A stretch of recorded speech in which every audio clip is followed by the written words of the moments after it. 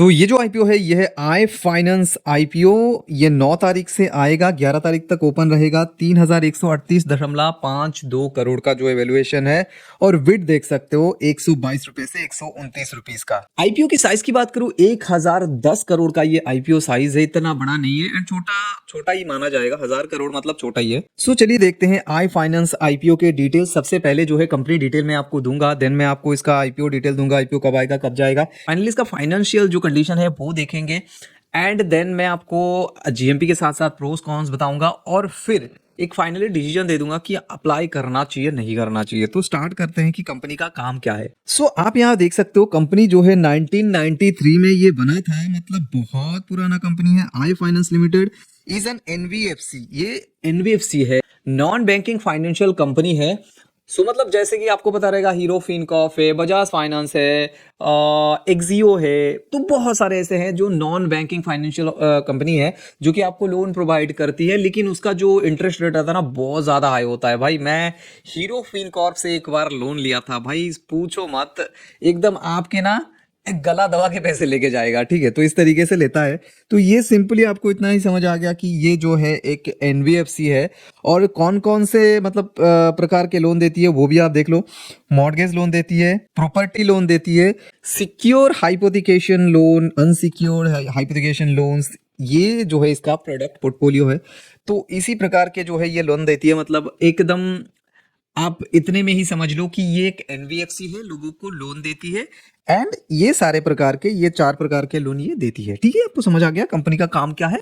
अब देखते हैं आईपीओ डिटेल। भाई ये जो है 9 तारीख से 11 तारीख तक चलेगा। देखो 2 रुपए का इसका फेस वैल्यू है एक एक शेयर का। 122 से 129 रुपीस का जो है मतलब प्राइस बैंड है। 116 शेयर आपको लेने पड़ेंगे एक एक लॉट के लिए। आईपीओ का साइज 1010 करोड़ का है, उनमें से 710 करोड़ जो है फ्रेश इशू है। मतलब ऑलमोस्ट सारे के सारे जो आईपीओ का अमाउंट है वो कंपनी के प्रॉफिट में ही लगेगा। ऑफर फॉर सेल अगर देखा जाए तो 300 करोड़ का है, तो बहुत ही मतलब अच्छा ये बात हो जाती है कि सारे के सारे पैसे जो है ऑलमोस्ट सारे के सारे पैसे कंपनी में लगेगा।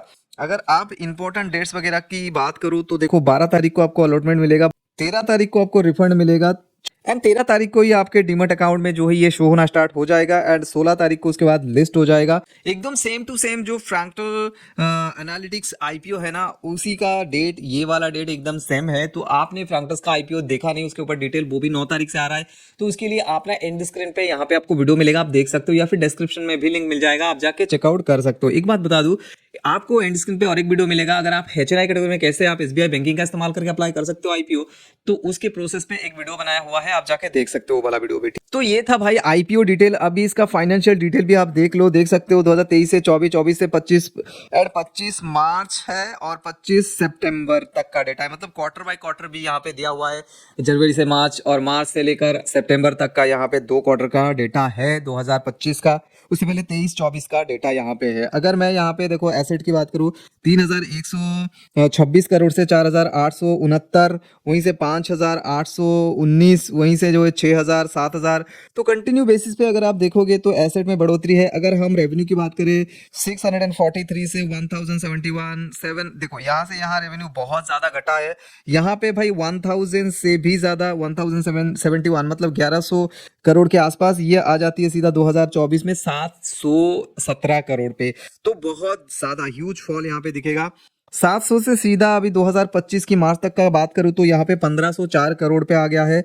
वहीं से अभी रेवेन्यू जो है अच्छा खासा 863 करोड़ बना चुका है। अगर हम बात करें प्रॉफिट आफ्टर टैक्स तो देखो 39 करोड़ से 171 करोड़, 107 करोड़, वहीं से 175 करोड़ एंड अभी तक 64.6 करोड़ का अभी प्रॉफिट बना चुका है लास्ट क्वार्टर में, लास्ट मतलब मार्च से लेकर सितंबर तक। ठीक है, वहीं पे नेट वर्थ भी अच्छा खासा यहाँ पे ईयर एन ईयर बेसिस पे बढ़ रहा है। सरप्लस देखो 724, 1192, 1555, 1621 एंड 1600 ऑलमोस्ट 90। तो surplus year on year basis पे अच्छा खासा बढ़ा रहा है, ये बहुत बड़ी बात हो जाती है। एंड साथ साथ देखा जाए तो बोरोइंग भी बढ़ती है। भाई कंपनी का वैल्यूएशन देखो ओनली का ओनली 3100 करोड़ का है, वहीं पे भाई इसके पास बोरोइंग देखो भाई अभी के टाइम में 5218.5 करोड़ का। वो भाई मतलब जितना इसका मार्केट वैल्यूएशन है उससे डबल इसके ऊपर बोरोइंग है। तो ये तो भाई रहता ही है हर एक एनबीएफसी का। अगर आप उठा के देख लो तो सबसे पहले वो खुद लोन लेगा, उसके बाद जाके किसी को लोन देगा, नहीं तो पैसे इतना आएगा कहाँ से। तो भाई 5000 करोड़ का जो है 5,218 करोड़ का जो है इसके ऊपर कर्जा है। हाँ, लेकिन एक प्रॉफिट यहाँ पे है कि अच्छा खासा सरप्लस भी इसके पास है। कुछ और की फीचर्स की मैं यहाँ पे बात करूँ तो देखो आरओई चलने लायक है, डेट टू इक्विटी बहुत ज्यादा है 3.02 जो कि मैं आपको बता रहा था। आरओएनडब्ल्यू बहुत कम है, प्राइस टू बुक वैल्यू ठीक ठाक है 1.4145, तो मुझे ऐसा लगता है कि ठीक ठाक ही है, अभी के टाइम की मैं बात कर रहा हूँ, ठीक है। वहीं पे देखो ईपीएस भाई 5 रुपए का है, आफ्टर आईपीओ 5 रुपए रहेगा।